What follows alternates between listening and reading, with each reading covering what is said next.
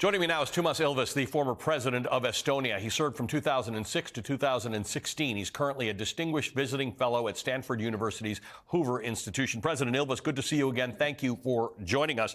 Look, we enjoy talking to you just for your perspective as the former president of Estonia. But this past week, the Estonians have been part of a group of countries that have taken some very strong positions on what the Ukrainians have been asking for. They're sort of taking the view that give the Ukrainians what they need in short order, and it could actually change the outcome of the war.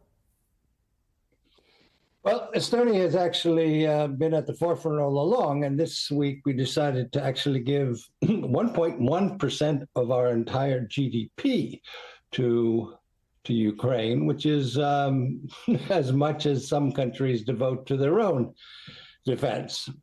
I was going to say one thing on this whole issue of Germans giving tanks. The issue is not so much that the Germans don't want to give tanks, it's that they have end user agreements with 12 countries that also have these tanks. What they are not doing is allowing the 12 other countries to give Leopards to the Ukrainians. So it's not merely a matter of Germany saying, no, we're not going to donate our Leopard tanks to Ukraine. They are not giving permission to the other countries to give their Leopards, and a whole host of countries, most notably Finland and Poland, who have large numbers of Leopard tanks, want to give their Leopard tanks to Ukraine. But they need, according to law and the agreements they've signed, to get German permission, which they have not received. On top of that, the Germans said they will not give permission unless the U.S. also sends their tanks to Ukraine. Of course, the Abrams tank of the United States it has no logistical support in Europe, which makes it kind of silly. And on top of that, then the German defense minister says there's no connection between the Germans giving Leopard tanks and the need for the U.S. So the messaging is completely, it's completely not understandable. So that's the problem we face this weekend here in Europe. So one of the things that the Germans are struggling with, which the Estonians are not struggling with and the Poles are not struggling with, is this idea that this thing, if they give these Leopard battle tanks over, that's going to be the thing that lets Russia say, see, this is a NATO war. We told you this was NATO who was equipping the Ukrainians.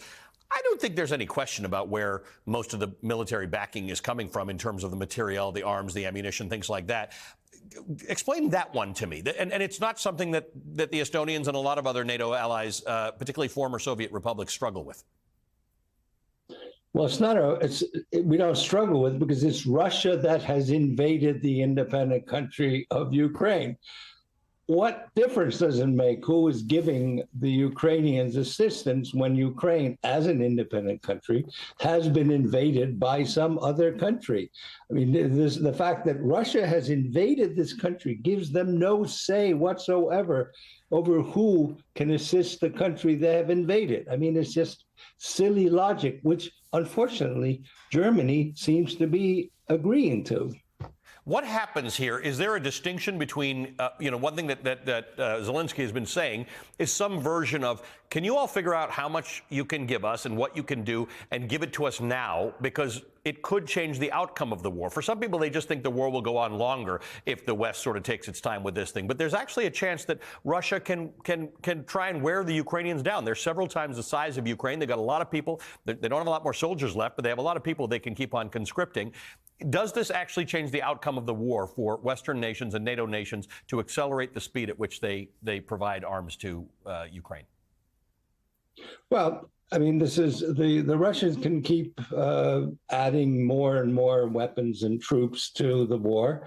The point is that if the Ukrainians get all of these weapons now, they can, in fact, end, one hopes, the war and win. Whereas the drip, drip, drip approach means, well, the Russians keep adding, they get a little bit from the West, and the Russians add more. I mean, the idea is to end the war on Ukrainian terms as quickly as possible. And the more you drag it out, the more Ukrainians die in a war that of aggression started by the Russians. I mean, they're the ones who invaded. They're the ones who are killing Ukrainians and killing Ukrainian civilians and committing war crimes on this innocent country. So, I mean, by not giving them aid, in a sense, countries are passively participating in the destruction of the Ukrainian nation. President Ilves, good to see you again. Thank you always for taking time to talk to us. Toomas Ilves is the former president of Estonia.